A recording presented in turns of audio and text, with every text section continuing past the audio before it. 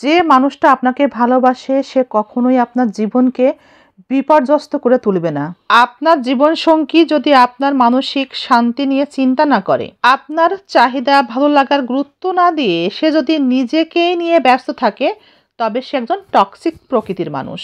যদি আপনি কোনোভাবে শান্তিতে থাকার চেষ্টা করেন, মানসিক দুশ্চিন্তা থেকে উঠে আসার জন্য কোনো কাজ করতে শুরু করেন, সে কাজটাকেও তারা কিন্তু খুব ভালোভাবে দেখবে না।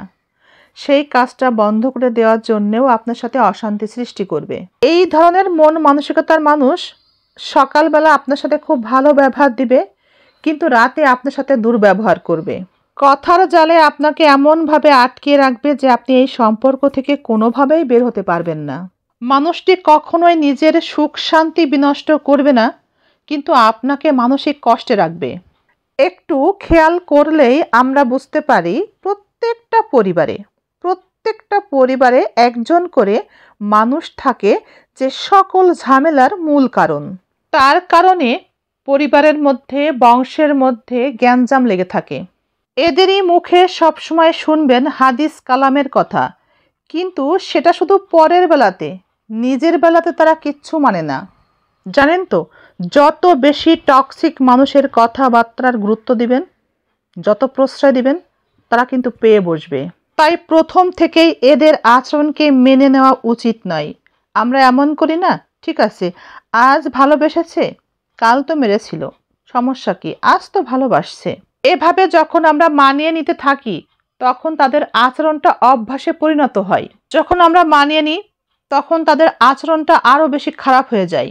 তাই প্রথম থেকেই দুই একবার তার আচরণ উপলব্ধি করার পর আপনাকে সরাসরি তাকে বোঝানো উচিত যে আপনি এই আচরণগুলো পছন্দ করেন না, আপনি মানুষটির এই বিষয়গুলো ভালোবাসেন না। তাতে যদি সে মেনে নেয় তো ভালো, না মেনে নিলে আরও ভালো, আপনি সাবধান হয়ে যাবেন। সরাসরি যখন আপনি কথা বলবেন তার সাথে, তার আচরণ সম্পর্কে, সেই প্রিয় মানুষটি বা সঙ্গীর আচরণ সম্পর্কে যখন কথা বলবেন, যদি সে মেনে না নেয় তাহলে বুঝতে পারবেন, তাকে চিনতে পারবেন খুব সহজে এবং দ্রুত। মানুষটিকে অধিক ভালোবাসার আগে যদি আপনি চিনতে পারেন, তবে আপনি তার কাছ থেকে আর কষ্টই পাবেন না। তাকে আপনি যতই ভালোবাসেন না কেন, সে আপনাকে আর কোনোভাবেই কষ্ট দিতে পারবে না। আমরা অনেকেই একটা ভুল সব থেকে বেশি করি, সামনের মানুষটি অথবা আমাদের সঙ্গীর জীবনে আমাদের অবস্থা কেমন সেটা না বুঝেই তাকে অন্ধের মতো ভালোবাসি এবং তাকে এতটা গুরুত্ব দিই যে পরবর্তীতে এটাই হয়ে যায় আমাদের জন্যে মারাত্মক একটা ভুলের কারণ। তাকে আমরা এতটা ভালোবেসে ফেলি, এতটা বেশি গুরুত্ব দিই যে সে পরবর্তীতে আমাদেরকেই কষ্ট দেয়। মানুষটির জীবনে আসলে আমাদের গুরুত্ব কতখানি তা না বুঝে, সে সম্পর্কে সচেতন না হয়ে আমরা বিভিন্ন জায়গাতে গুরুত্বপূর্ণ না হলেও আমরা কথা বলি, নানা বিষয়ে কথা বলতে থাকি। মানুষটি কথা শুনবে না জেনেও তাকেই আমরা উপদেশ দিই। যেখানে যাওয়ার দরকার নেই, কথা বলার দরকার ছিল না, সেখানেই আমরা কথা বলি। যেখানে আমার মন্তব্য নিষ্প্রয়োজন, সেখানেই আমরা মন্তব্য করি, যার ফলে যেটা হয় তার কাছে আমরা সম্মান হারাই, গুরুত্ব হারাই। আপনার জীবনের রোল সামনের মানুষটি বা সঙ্গীর কাছে কতটা গুরুত্বপূর্ণ, কতটা ভূমিকা রাখবে সে সম্পর্কে জানা উচিত। আপনি সেখানে একটা কথা বললে সেই কথাগুলোকে কতটুকু গুরুত্ব দেওয়া হবে, কতটুকু প্রাধান্য দেওয়া হবে, সেটা অবশ্যই জেনে নেওয়া উচিত। জেনে নিয়ে তারপর কথা বলাটা খুবই গুরুত্বপূর্ণ। সম্পর্কের মানুষটির সাথে আপনার প্রাধান্য, আপনার গুরুত্ব অনুযায়ী আপনার রোল প্লে করবেন, দেখবেন আপনি ভালো থাকবেন। মানুষটির কাছে আপনার প্রাধান্য কতটুকু, আপনার গুরুত্ব কতটুকু, আপনি মানুষটির কাছে কতটা ইম্পর্টেন্স, তারপর আপনার রোল সেভাবে প্লে করুন। অর্থাৎ মানুষটির জীবনে আপনার গুরুত্ব কতটুকু, আপনার প্রাধান্য কতটুকু, সে আপনাকে কতটা ইম্পর্টেন্স মনে করে, ঠিক সেটা চিন্তা করেই, বিবেচনা করেই তারপর আপনি তার জীবনে ভূমিকা রাখুন।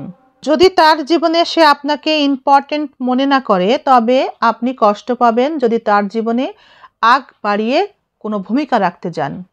তার জীবনে আপনার গুরুত্ব যতটুকু, তার বেশি যদি আপনি দেখাতে যান, তাকে জ্ঞান দিতে যান, তাকে বাধা দিতে যান, তাকে বোঝাতে যান, তবে সে দেখবেন উল্টো আপনার উপরে রিয়্যাক্ট করবে, তাতে আপনি কষ্ট পাবেন। যে মানুষটি তার জীবনে আপনাকে মান্যগণ্য করে না, তার জীবনে আপনি মুরলি দেখাতে যাবেন না। বিনা দাওয়াতে তার জীবনে অতিথি হবেন না। বিনা দাওয়াতে কারো জীবনে কোথাও কখনো অতিথি হবেন না। জীবনে মান সম্মান নিয়ে বাঁচতে হলে, শান্তি পেতে চাইলে এই নিয়ম আপনাকে অবশ্যই মানতে হবে। যন্ত্রণা আপনাকে দুইভাবেই জীবনে সহ্য করতে হবে।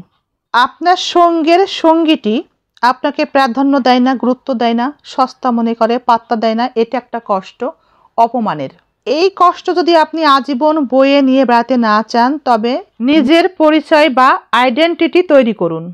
এখন নিজের আইডেন্টিটি তৈরি করতে গেলে আপনাকে পরিশ্রম করতে হবে, অনেক বেশি কষ্ট করতে হবে, কষ্ট সহ্য করতে হবে। এখন আপনার জীবনের দুটো কষ্ট একত্রিত হয়ে আপনাকে লক্ষ্যে পৌঁছে দিবে। যখন আপনি এই দুটো কষ্টকে পিছনে ফেলে সামনে এগিয়ে যাবেন এবং লক্ষ্যে পৌঁছে যাবেন, তখন দেখবেন জীবন কত সুন্দর। আপনার সকল কষ্টের অবসান সেদিনেই শেষ হয়েছে। অতীতের কোনো কিছুই আপনাকে আর আঘাত করতে পারবে না, আপনাকে ছুঁতেই পারবে না। এটা ভালো নয় কি?